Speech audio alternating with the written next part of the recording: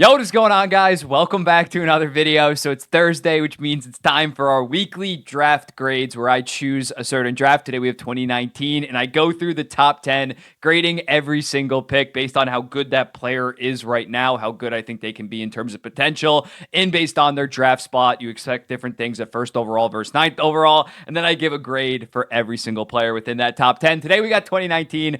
Not the most impressive draft, I'm not going to lie. It's the Jack Hughes draft, Kaapo, Kakko. Here's the initial top 10. Hughes, Kakko, Dach, Byram, Turcotte, Seider, Cozens, Broberg, Zegras, and Podkolzin. When looking at it, we are going to be starting with the 10th overall selection in Vasili.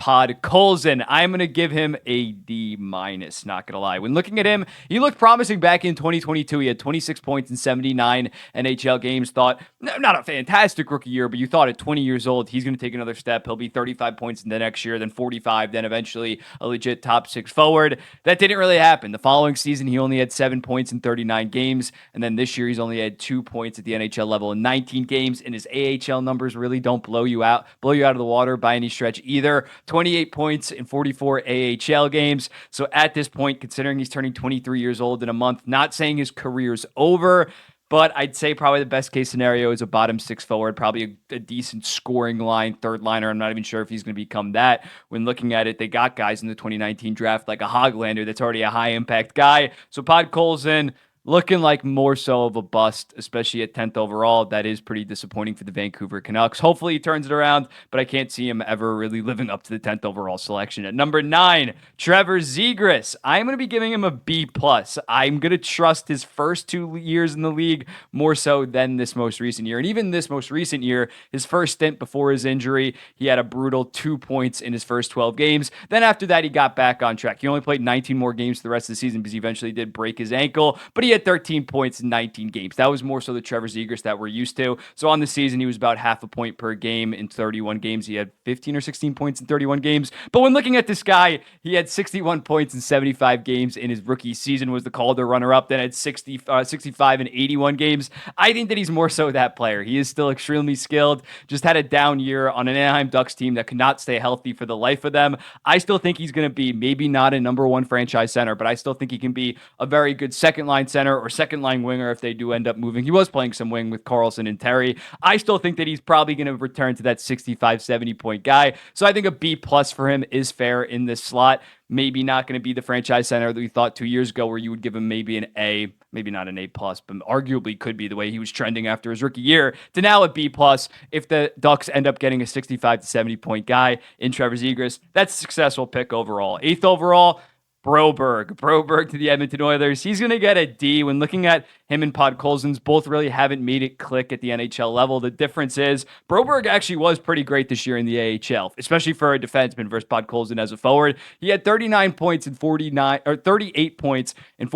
AHL games this season. So I think that if he gets a fresh start somewhere, he on like a rebuilding team probably, because it's not like he's going to be on a playoff team if he can't crack Edmonton right now, especially Edmonton's defense core. But I think if he gets a fresh start, which he badly needs, he can maybe develop into an okay offensive defenseman in the NHL. I still have a little bit more hope for him than maybe about Podkolzin's, just because the Vancouver forward core is loaded for the most part. I don't really see him carving out a role next season unless they let some guys walk. So for Broberg, I'm going to go a D. Still a very disappointing pick. I'm not saying he panned out at all for 8th overall. Edmonton really expected to get a top pairing guy with Broberg, but a D seems just about fair. 7th overall, Cozens. I'm going to give it B+. I'm going to give the same grade to Trevor Zegras.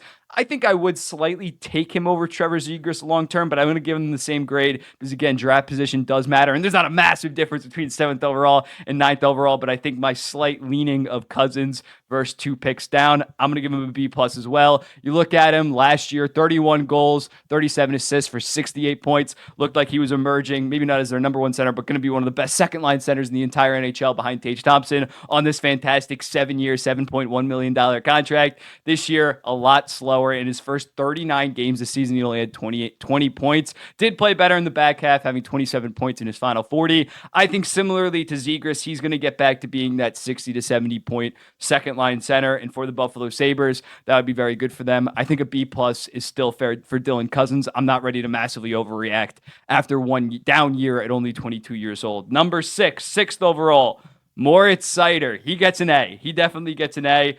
although the points haven't really risen compared to his rookie year, actually, they've gone down. He went 50, then back-to-back years at 42. This guy's playing the toughest minutes in the entire NHL. You look at the quality of his competition that he lines up in, his amount of defensive zone starts versus offensive zone starts. He is given arguably the hardest job out of any defenseman in the entire NHL, and he still plays pretty well in it. The advanced stats would show that he's not good defensively. I disagree with that. He's going up against the other team's elite players in the defensive zone. He's in a really tough role. If his minutes were easier, you'd see those numbers shoot up, as well as probably his offensive production shoot up. I still think that he's going to be maybe not the Norris winning guy that we thought after his rookie year having 50 points, but I think he's still on track to be a top 20 defenseman. He's already probably a top 40, top 30 defenseman in the entire NHL. I still think that he's going to be a very, very good, a legit number one in the NHL. So to get that at 6th overall, very, very good work by Steve Yzerman. He gets an A. 5th overall, Alex Turcotte, kind of an unfortunate situation. I'm going to give him a D+.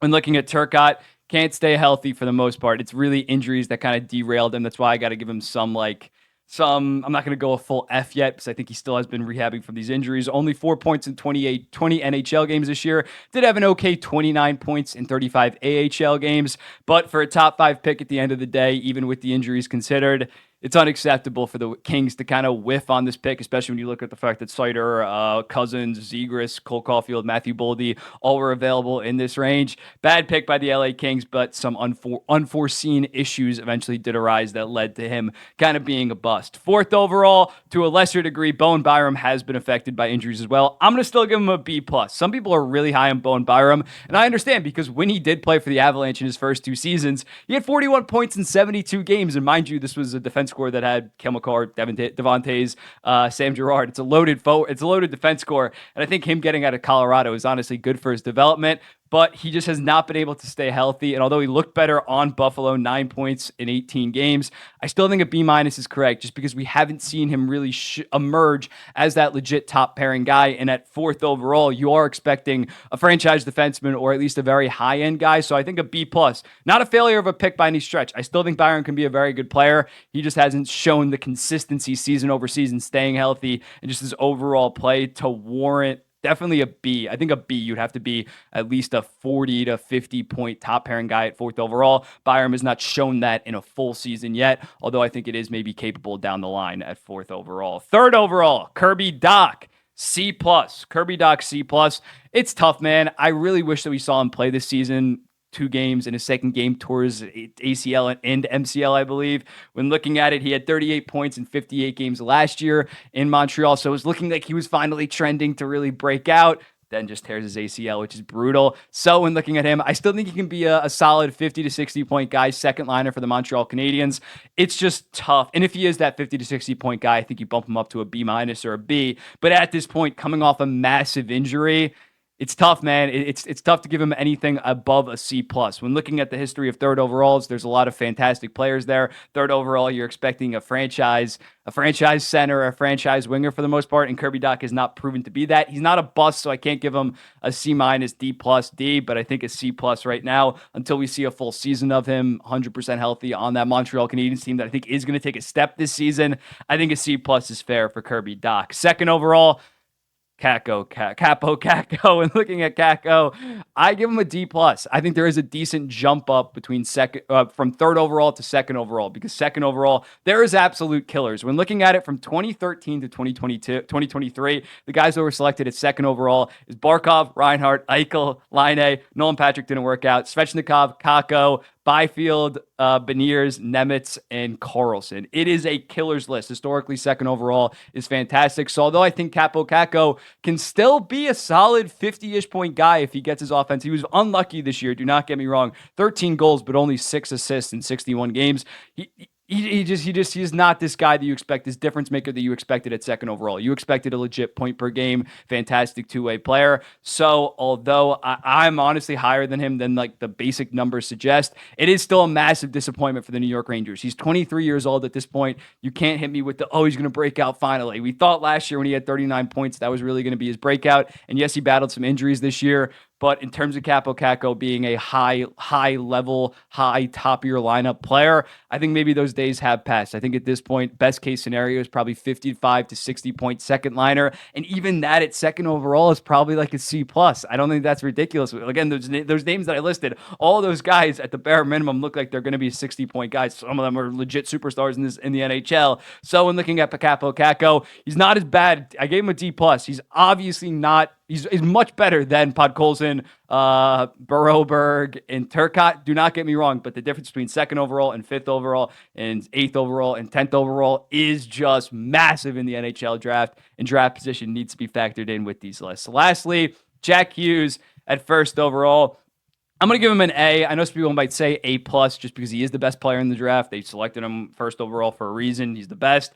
I'm going to go with an A. I am pretty hard with my A pluses. You're going to see this in this series. I only give out A pluses for like the elite of elite. And when you look at first overalls, the only A pluses are probably going to be like McDavid and Crosby. If I even go down all the way to 2005. But when looking at Jack Hughes, he lived up to the expectations despite a rocky first 2 years in the NHL. Third year, 56 points in 49 games. Then his fourth year, 99 and 78. This year, a bit of a down year in terms of only having 74 and 62, but dealt with a shit ton of injuries. They eventually had to shut him down. He was never the same really after his injuries. He only missed a couple games, but he was battling through injuries. But Jack Hughes is that franchise center, and as a result, that pick is an A. Maybe you can make an argument for an A plus considering he's the best player in the draft. But when looking at this, Hughes A, Kakko D plus, Dach C plus, Byram. You get the drill.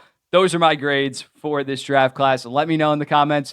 What do you think about this? Was I too harsh on someone? Should I bump them up? I don't know. Let me know in the comments. What do you think? I'll be seeing the next one.